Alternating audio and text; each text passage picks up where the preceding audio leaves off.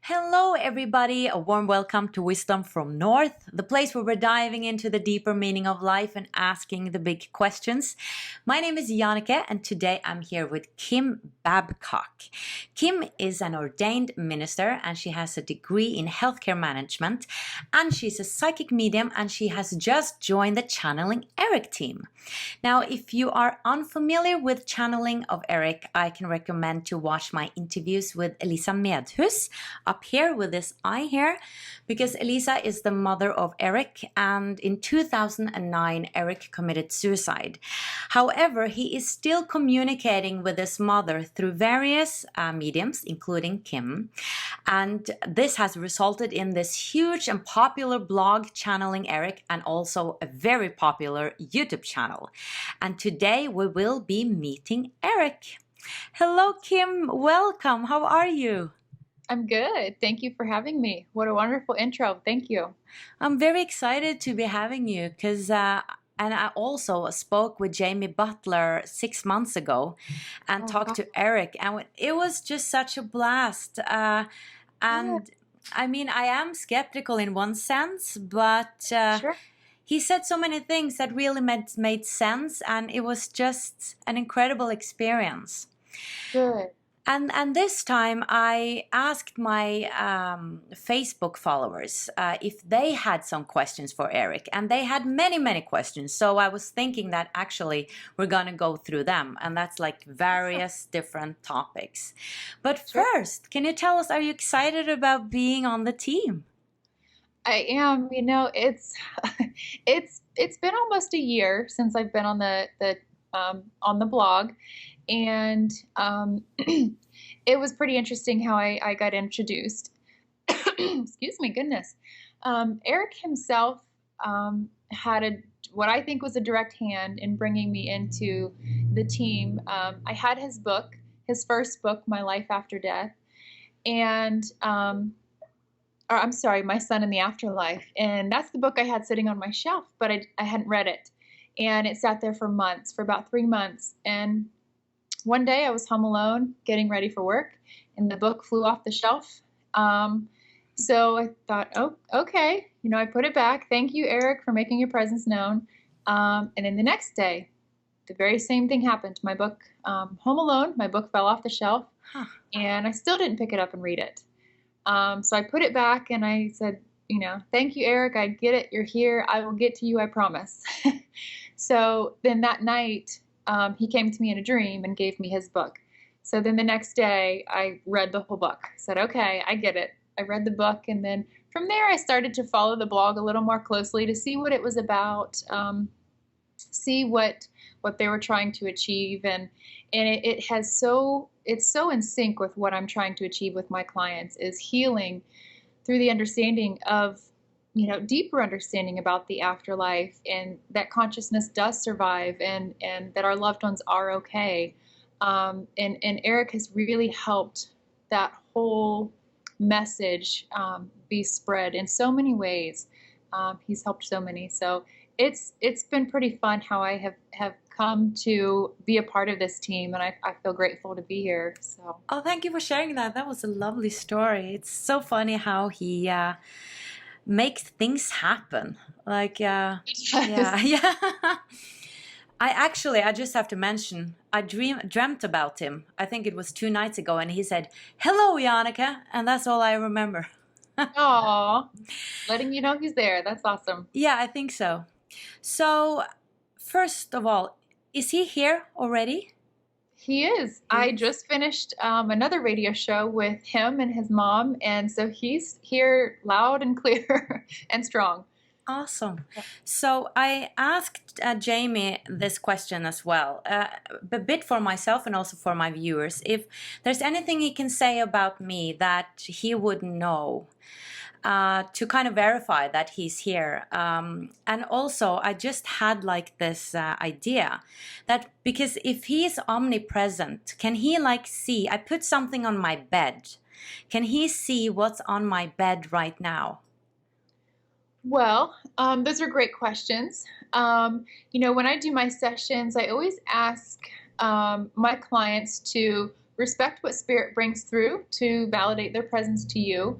And the way, when people ask me those questions, the way that Erik seems to respond through me is sometimes he'll volunteer that information, and sometimes he'll say, look, I don't have eyes that see like yours. So I work on what I feel. I can feel vibrations of different things, different objects, and that sort of thing. So I never test him and say, hey, if you're going to prove your presence, go look what's on her bed.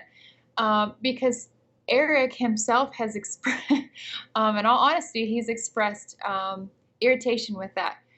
Because when people say, prove that you're here and do so by telling me what I put on my bed, Erik's, the way that he always responds is, I know I'm here. I don't have to prove it to anybody.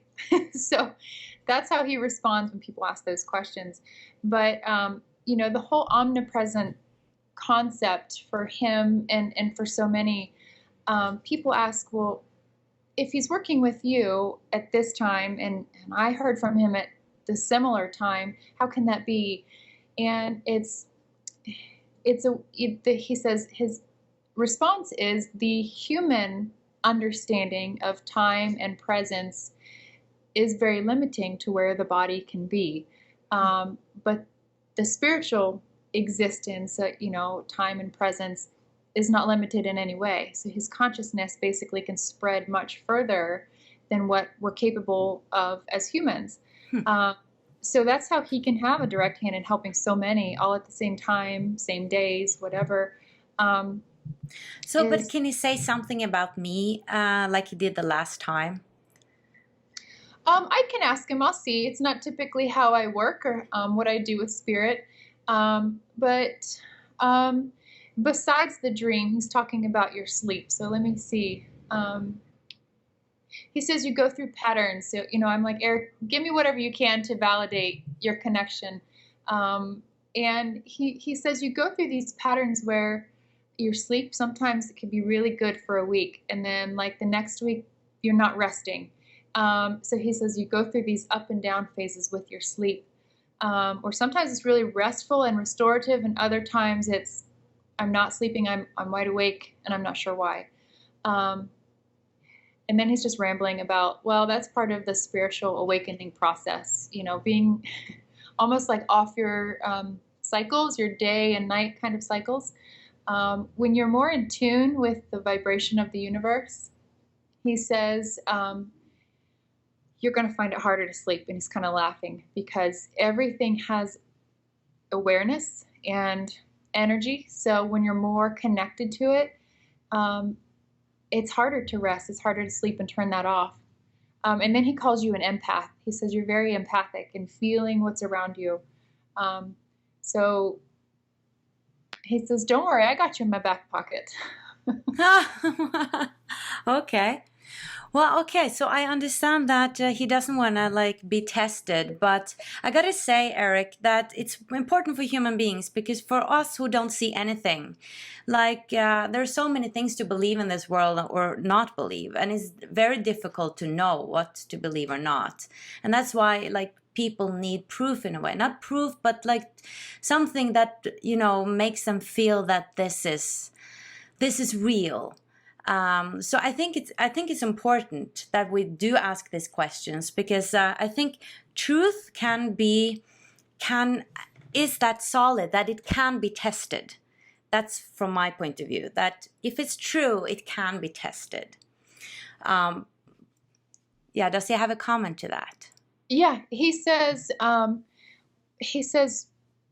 he's replying in a couple of different ways. He says, on one hand, truth can be tested. It can be analyzed. It can be reviewed. He says, but on the other hand, truth is different for each and every individual based on your own uniqueness, your own vibratory senses. He's using some funky terms. He says, but your truth and everybody else's truth is going to be unique to you. So what you experience, what you see, and what you feel is your very own. Now, when it comes to needing that tangibility to prove something, he says, that comes from fear. That comes from especially in diving into your spiritual beliefs, he says, a lot of us hold ourselves back, and we're apprehensive because we have fear of being tricked or scammed, fear of believing in something that doesn't exist and then finding out later that it doesn't exist. Yeah. He says, so what you have to do, instead of posing those questions and saying, I need answers, look at where it's coming from. Where does that question come from? It comes from a fear, and fear he's coupling with skepticism. It's healthy, though, the skepticism, because if you walk, he goes, if you walk around believing everything you experience, you're going to be in a bad way.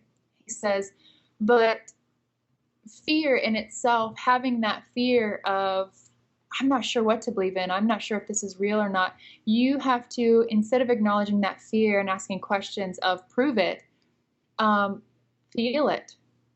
He says, feel it first. When you feel something resonate, nothing can debunk that. He says, so feel what resonates with you and what doesn't. And that's where you'll find your truth. Yeah, I think that's right. I just know that there are a lot of people who are in their minds, and myself included, who have not totally transferred into the heart, and then it's very difficult to feel, actually. It's because it always goes through the mind. And I think it's easier for people who are really in contact with their hearts, who are not brought up in this really intellectual way of thinking.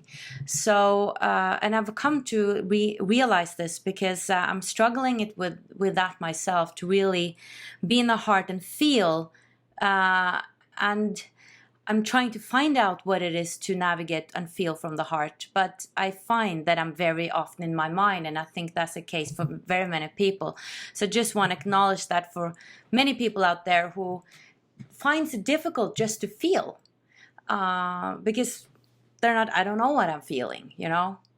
Yeah, he says that's because we're so conditioned as humans to revert to thinking about something. Yeah. When we experience something, when we go through different life circumstances or events, we reflect on and how we think about it. What do we think about it? How do we analyze that, instead of defaulting to the heart first? How did that make me feel? What do I feel about that? It's just part of where mankind and as a whole is right now. They default to their thoughts instead of their feelings. If we could just switch that, this world would change in so many ways I can't even begin to describe, he says, because people know what they do feel and what they like to feel and what they don't like to feel. So if you can stay attuned to that and know and not create what you don't like to feel, think about that change that would create. He says, you don't want to feel it, so you don't want to be a part in creating it. So people would be more deliberate in changing their actions to make sure that whatever they do is going to feel good to others and themselves, he says. So let's start with the questions that I have from my viewers. The first one, I'm going to take the first one who wrote me. She was wondering about twin flames. And this is something I haven't actually seen Erik speak a lot about. I can't remember I've seen a video about it. So what are twin flames, and what is his perspective of that? He says a couple things. He says twin flames it's the same concept as soulmate. He goes, and I'm here to tell you people, you guys, humans, people, all of mankind have it stuck in their heads that you can only have one, my true soulmate. He says, but actually you can have multiple. And what I mean by that is you can be married and your husband's your soulmate, but you can also have your best friend and you guys are like this. You're like this because you're soulmates, he says. So a twin flame is a little different than a soulmate, in ways that he says the twin flame, the vibration is closer to your own.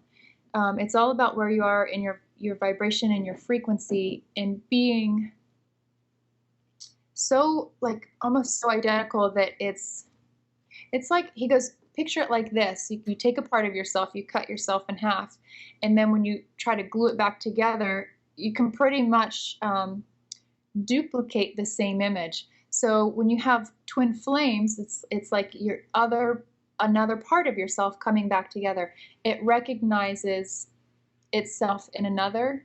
So that's how the twin flames come together. Everybody has one. Not everybody's capable of recognizing that in somebody else. But everybody has one on Earth at the time they're living, or can the twin flame be not incarnated? He says the twin flame, it can be either or. You can be in the flesh and your twin flame can be without flesh. So most of the time when people are that connected to their spirituality, he says, and know who their twin flame is or where they feel that draw, he says the whole purpose for that is to teach you just deeper about who you are. So, but then also he says this can be a trap, he says, because people get fixated on that and can totally develop, he says, tunnel vision and be blindsided and not experience the rest of life because they're fixated on, I got to find my twin flame. Where's my twin flame? Who's my twin flame? He says, again, that's where you think too much instead of feel. Do you have only one twin flame? Is that kind of the deal, that it's only one for you? He's thinking on that one. He's pacing and searching for the answer. Huh. He says, no, you don't have only one twin flame because Right.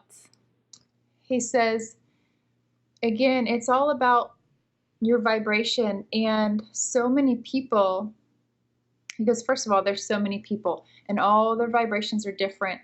But the closer they are to each other is where you begin to find that twin flame. So more than one can definitely happen, whether, again, incarnated or in the spiritual realm. But people lack the ability to recognize it. He says it's kind of like that saying. He's trying to remind me of a saying, something about like a soul can recognize itself in another. When you recognize your own soul in another person to a degree, that's that twin flame pair up, he says. For what it's worth, I'm not exactly following what he's saying. I'm just translating. Yeah, because we have soul group and then we have soulmate, and then so you mean that the twin souls are like closer to each other than souls in a soul group or soulmates in a soul group? That's a great point, and he says yes, because the level of intimacy between the souls, it's a much more intimate connection, I should say. So soul groups and soul families versus twin flame is a much different concept, he says. Right. But it's necessarily a romantic or a happy romantic match. I mean, I've heard that it can be very complicated with a twin flame. Is that right? Exactly. He says yes. He says twin flames can, again, he's saying that they can be both. It can be a romantic connection and it can be a non-romantic connection. When you recognize that even if it's a new friendship that blossoms and you feel like you've known each other forever and you just jive, he says, and you don't understand why you and this new friend just get each other so well, that's when you know you come from a very intimate group of makeup, twin flame, he says. So it doesn't have to be romantic. Okay.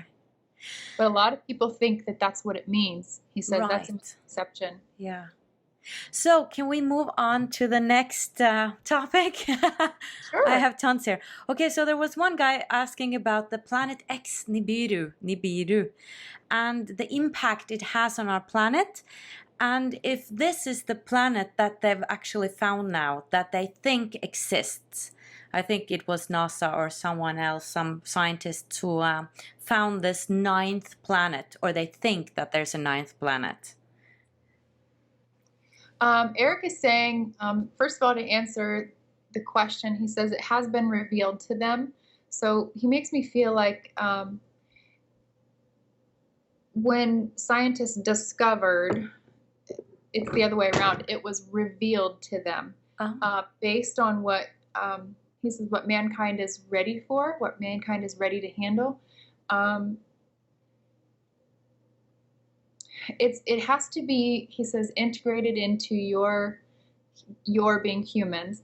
It has to be integrated into your world slowly, because the concept and the ideations that come with it, that there's a whole nother planet out there, can lead to so much. He says, so it has been revealed, it is real, but how does it affect us? It's going to impact and affect you slowly, he says. Trusting,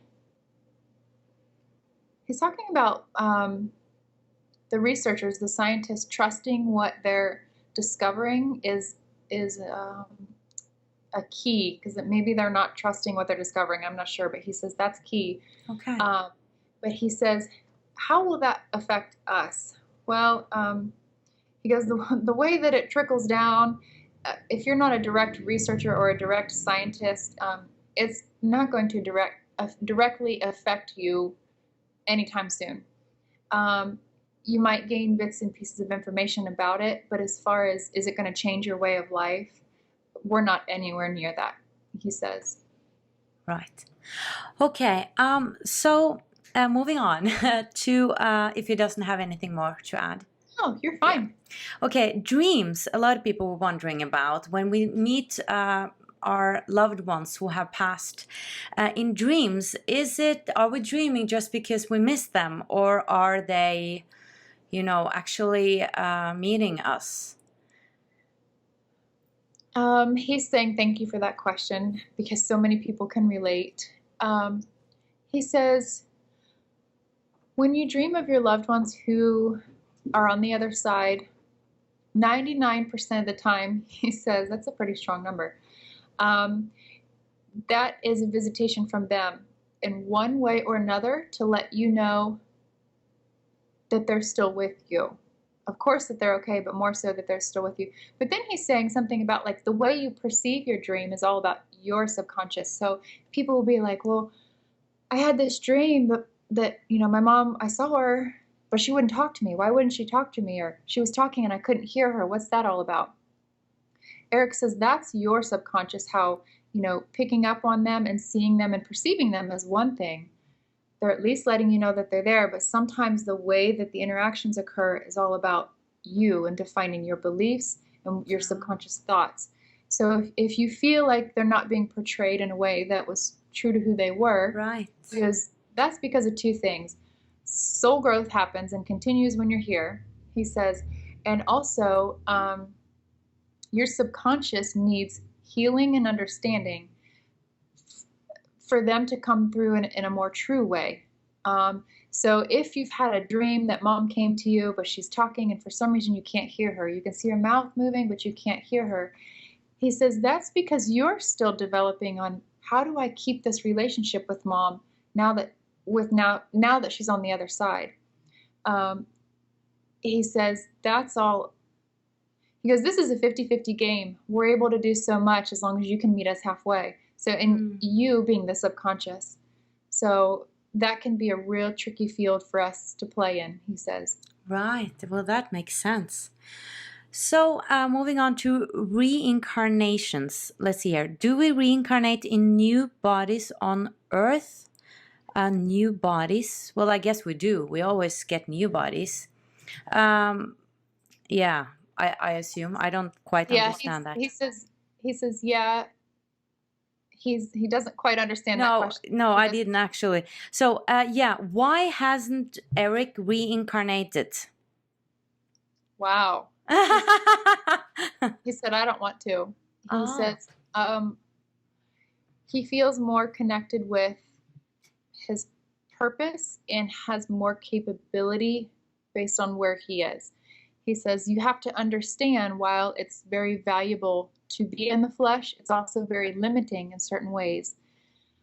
He says, please don't misunderstand me. Don't think that if you take your life and wind up where I am, that you can be more effective. He goes, that's not what I'm saying. What I'm saying is I understand my life for what it was and the ways that I was limited physically. And I don't have those limitations now. So I want to stay here and work from here because I can have a much greater impact all at once. I can't be omnipresent when I'm in the flesh, he says. He says also, one of the most valuable things to him, he says, the way I can see all of you change and the way your energy moves after I've worked with you, that's something I wouldn't trade for the world. So he works with us, on us? He says, like, the blog members, the people that Erik is connected with, he says, I can see that your colors change, your vibration change. And I wouldn't be able to see that necessarily if I was human. He says, that's something I cherish. I know the impact I have on people based on what I can see. He says, I wouldn't change that.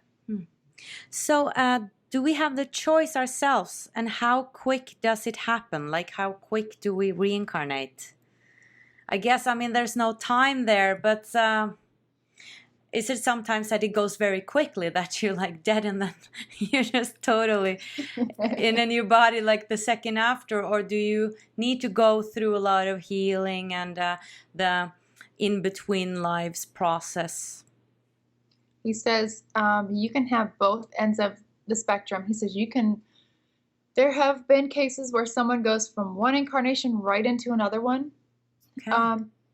And other times where a huge time lapse occurs between two incarnations for one soul.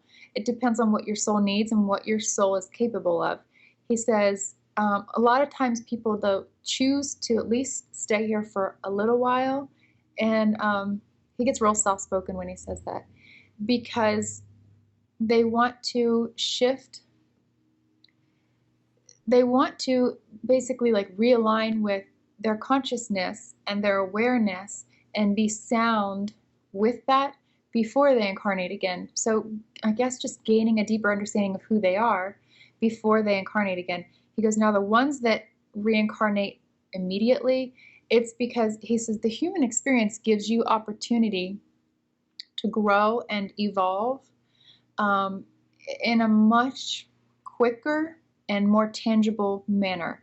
So that's why people will decide to incarnate right after a physical death, go into another life, because they still want that, whatever they're trying to accomplish and whatever soul growth they're working towards, they want that human experience to kind of propel that growth. You can still have that growth here, it takes time, it happens differently. He says it's not linear time, but it just happens differently. That's the best way he describes it. And he says, but don't misunderstand me in thinking that if somebody reincarnates immediately, that they're not ready. He says, you still have reflection time where you can gain understanding of what you're walking into, basically. Yeah, so it is a choice. We always have that choice. We make it ourselves, the choice. He says you do, and it's that free will. He calls that the wild card. He goes, that's the wild card, that free will card that allows you to make those choices. He says, but you're never alone in making those choices too. So keep that in mind. Right. Okay. So yeah, I love this question. Yeah, can we choose to stay at a higher level? Then yes. How many levels are there? I guess that's impossible to say, but I'm very interested in this question too, because from my understanding, when we die, we kind of not always go straight to the higher dimensions. Like often we're earthbound, like Erik was in the beginning. He was watching his own funeral, saying goodbye to his family members, and then he crossed over. Now, if you can explain where he was at first, was that the astral plane, and what did he cross over to? He says, he goes, ooh, you're using some terms there that I would like to talk about, and I would like to clarify. He says, first of all, there's never a hang up. He says there's never a hang up in spirits haven't crossed over, that they're just hanging out in some weird space and they're not crossed over. He says, to him, he goes, to me, crossing over means you've crossed over from the physical plane of existence to the spiritual plane of existence. So just because I was earthbound doesn't mean I wasn't crossed over. He says it's just where I chose to be and where I was. Because it said in the book, it said that, like, he was first talking about that he was saying goodbye to his family, and then the new chapter was crossing over, where he actually said goodbye and then moved on. Yeah, he says, and that's what he's starting to explain. He says, the whole concept that you're in this weird limbo phase if you're earthbound and you're not crossed over. He goes, that's something I want to clarify, because so many people are afraid that their loved ones are stuck or don't know how to cross over. Okay.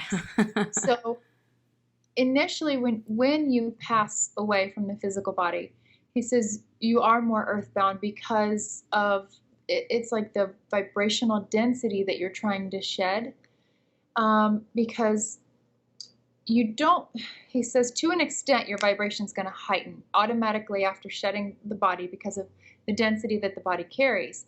So after you lose that that physical flesh, that existence physically, your vibration is going to heighten, but it doesn't automatically propel you to a higher state of being. So that's why you're able to be more earthbound and be with your family, because of, you go through phases in your vibration level changing. If you just propelled into a higher state, he says that would be too jarring for people. So in hanging out with their family, that's a choice. Most people choose to basically, out of curiosity, stay with their family and experience what they're experiencing, to be a part of it. And then as we recognize our own existence has changed, then is when curiosity comes in, and those questions that you begin to ask yourself lead to higher guidance. That's it. You kind of walk your own pathway to your guides, to your guidance by your curiosity. So the questions you start asking yourself, well, what do I do now? Where do I go after this? Those questions are what basically calls in your guides. So crossing over, he says there's infinite amount of Dimensions. states of existence and dimensions. But when we change from one plane to another, that crossing over is, again, based on free will. And yes, so we do cross levels in a way, dimensions. Okay. Yeah, he says you do, but people have a misconception of it, thinking like, well, if they're with my family, then they're not crossed over. He says, right. But you can cross over realms and come back and forth. Right. People often think that they're stuck, like in a purgatory, a limbo phase, but you're never really stuck. He says you can't really be stuck here. Everything's kind of infinite. So for him, the God experience, meeting God, going to God, and experiencing that whole side of crossing over, was based on his needs and his wants. He says, because you have free will here. So don't look at it as I didn't cross over because I was with my family. I see. Still in existence with God, just in a different realm. Just kind of like how you humans are. He says, you're still in existence with God, it's just in a different realm. But can you say something about the different planes, like the astral plane? I mean, that's the fifth dimension, right? That's like the closest to the 3D, isn't it? he says, he goes, well, the astral plane is, I asked him, I said, can you say something about it? What would you like to say? He says, that's a place of knowledge. Like the astral plane, different planes have different purposes. And the astral plane is about merging. It's about knowledge and merging with information. He says, so there are many different dimensions, and he's like, you can number them if you want to, but there's still infinite states of existence. So I'm not really sure how that's different, but that's how he puts it. Does it mean that there are infinite dimensions as well, in a way? I think so, because he's saying it's based on your vibration and what you need as far as how you move through those dimensions. He goes, Kim, think of the Bigfoot interview we did and how he's able to move through those different dimensions based on their needs or their wants. You know, they need to come down and experience this or that, and they change their vibration to match that. So yeah, because I used to see it, of course, from my intellectual mind as this hierarchy of, you know, like on top of each other, going up. But then I've interviewed many people about elves and fairies and earth beings and different kind of beings, and they're in other dimensions, but it's not like they're higher, it's just different dimensions. So I guess it's all like this. And then if we bring in the ETs, like what dimensions are they in, you know? Yeah, Erik says what you just showed with your hand, he says that's very accurate, because there is no hierarchy of importance or of levels or anything like that. It's all one in the same place at the same time, he says, and just your ability to match it with your vibration is what brings it into your reality. So the fairies and the elves and those sorts of things, he goes to a much higher vibration when he talks about them. Basically, if you can just take your vibration to match it, you experience that reality. Oh, right. So you can be in that dimension here, in a way. He goes, yes, ma'am. So it's harder for humans, though. But he says you can. All right, let's move on.